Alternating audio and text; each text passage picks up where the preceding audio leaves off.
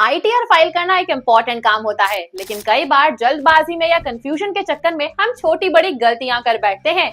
जैसे कि कोई इनकम डिस्क्लोज करना भूल गए, कोई डिडक्शन गलत क्लेम कर लिया, या फिर फिगर्स में कोई मैथमेटिकल मिस्टेक हो गई। कई बार तो डिपार्टमेंट की तरफ से भी प्रोसेसिंग में गलती हो सकती है, जैसे कि रिफंड गलत कैलकुलेट हो गया या टैक्स डिमांड गलत जनरेट हो गई। अब ऐसे में सवाल ये आता है कि किया क्या जाए? क्या स्टार्टिंग से रिटर्न फाइल करनी पड़ेगी या कुछ और तरीका है? तो चिंता मत कीजिए, क्योंकि इनकम टैक्स डिपार्टमेंट ने दो सॉल्यूशंस दिए हैं, रिवाइज्ड आईटीआर और रेक्टिफिकेशन रिक्वेस्ट। सबसे पहले बात करते हैं रिवाइज्ड आईटीआर की। अगर आपने अपनी तरफ से कोई गलती कर दी है तो इनकम टैक्स एक्ट के सेक्शन 139(5) के तहत आप अपना रिटर्न रिवाइज कर सकते हैं। इसका मतलब ये है कि जो भी गलती आपने की है उसे सुधारने का एक दूसरा मौका मिलता है। रिवाइज्ड आईटीआर वही रिटर्न होता है जो पहले फाइल किया गया है, बस उसमें करेक्शंस करके दोबारा सबमिट किया जाता है। मान लीजिए आपने अपनी सैलरी इनकम तो डिक्लेयर कर दी, लेकिन किसी और सोर्स से आई इनकम जैसे कि फिक्स डिपॉजिट का इंटरेस्ट या फ्रीलांसिंग की इनकम मेंशन करना भूल गए, या फिर आपने सेक्शन 80C के अंडर LIC प्रीमियम का डिडक्शन क्लेम ही नहीं किया जो आपका हक बनता था, तो ऐसे में रिवाइज्ड आईटीआर फाइल करके सभी गलतियों को सुधारा जा सकता है। रिवाइज्ड आईटीआर फाइल करने के लिए वही प्रोसेस फॉलो करना होता है जो नॉर्मल आईटीआर फाइल करने के लिए होता है। बस एक जगह आपको मेंशन करना होता है कि आप रिवाइज्ड रिटर्न फाइल कर रहे हैं।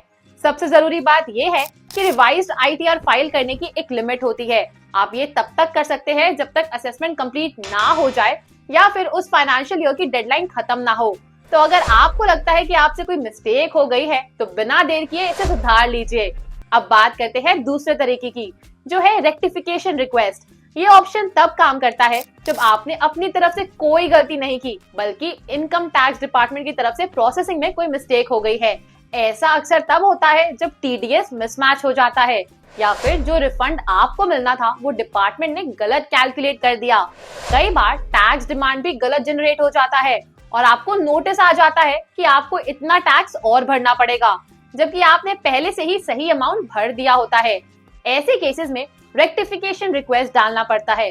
रेक्टिफिकेशन रिक्वेस्ट का सबसे बड़ा बेनिफिट ये है कि आपको नए सर से रिटर्न फाइल नहीं करना पड़ता, बस जो भी मिस्टेक डिपार्टमेंट ने प्रोसेसिंग में की है उसका प्रूफ देकर रेक्टिफाई करवा सकते हैं।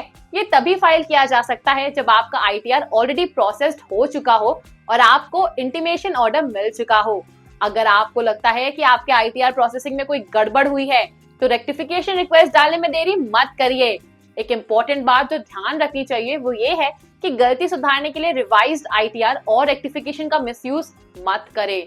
रिवाइज्ड आईटीआर बार बार फाइल करना भी सस्पिशियस लग सकता है और अननेसेसरी रेक्टिफिकेशन रिक्वेस्ट डालना भी दिक्कत हो सकता है। बस जेन्युइन मिस्टेक्स को ही सुधारने के लिए इन ऑप्शंस का यूज करें। अगर आपको समझ नहीं आ रहा कि आपको रिवाइज्ड आईटीआर फाइल करना चाहिए या रेक्टिफिकेशन रिक्वेस्ट, तो बिना किसी हेजिटेशन के एक्सपर्ट एडवाइस ले। तो दोस्तों, अगर आपसे आईटीआर में कोई भी मिस्टेक हो गई हो तो घबराने की जरूरत नहीं है, लीगल देव आपकी मदद करेगा। हम यहाँ हैं आपके टैक्स और लीगल इश्यूज का सोल्यूशन देने के लिए।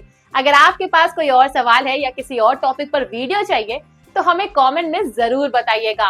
और हाँ, अगर ये वीडियो आपको हेल्पफुल लगा हो तो लाइक और शेयर करना ना भूले और लीगल देव को सब्सक्राइब कर लीजिए, क्योंकि हम आपके लिए ऐसी ही और इन्फॉर्मेटिव वीडियोस लाते रहेंगे। मिलते हैं नेक्स्ट वीडियो में एक नए और इम्पोर्टेंट टॉपिक के साथ। तब तक के लिए टैक्स स्मार्ट बनो और गलतियों से बचो।